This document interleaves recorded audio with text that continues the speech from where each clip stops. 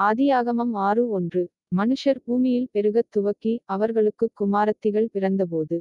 ஆதியாகமம் 6:2. தேவகுமாரர் மனுஷகுமாரத்திகளை அதிக சௌந்தரியமுள்ளவர்களென்று கண்டு அவர்களுக்குள்ளே தங்களுக்குப் பெண்களைத் தெரிந்துகொண்டார்கள்.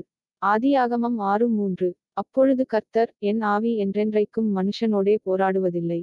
அவன் மாம்சந்தானே, அவன் இருக்கப் போகிற நாட்கள் 120 வருஷம் என்றார்.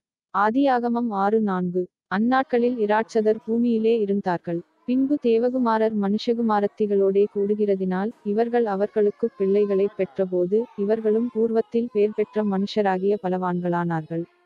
ஆதியாகமம் 6:5. மனுஷனுடைய அக்கிரமம் பூமியிலே பெருகினது என்றும் அவன் இருதயத்து நினைவுகளின் தோற்றமெல்லாம் நித்தமும் பொல்லாததே என்றும் கர்த்தர் கண்டு. ஆதியாகமம் 6:6. தாம் பூமியிலே மனுஷனை உண்டாக்கினதற்காக கர்த்தர் மனஸ்தாபப்பட்டார். அது அவர் இருதயத்துக்கு விசனமாயிருந்தது. ஆதியாகமம் 6:7. அப்பொழுது கர்த்தர், நான் சிருஷ்டித்த மனுஷனை பூமியின்மேல் வைக்காமல் மனுஷன் முதற்கொண்டு மிருகங்கள் ஊரும் பிராணிகள் ஆகாயத்துப் பறவைகள் பரியந்தமும் உண்டாயிருக்கிறவைகளை நிக்கிரகம் பண்ணுவேன். நான் அவர்களை உண்டாக்கினது எனக்கு மனஸ்தாபமாயிருக்கிறது என்றார். Genesis 6:1. And it came to pass, when men began to multiply on the face of the earth, and daughters were born unto them. Genesis 6:2. That the sons of God saw the daughters of men that they were fair, and they took them wives of all which they chose. Genesis 6:3. And the Lord said, My spirit shall not always strive with man, for that he also is flesh, yet his days shall be 120 years.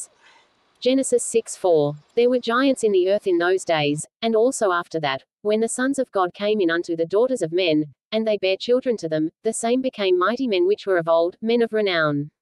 Genesis 6:5. And God saw that the wickedness of man was great in the earth, and that every imagination of the thoughts of his heart was only evil continually. Genesis 6:6.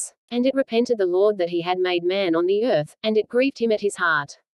Genesis 6:7. And the Lord said, I will destroy man whom I have created from the face of the earth, both man, and beast, and the creeping thing, and the fowls of the air, for it repenteth me that I have made them.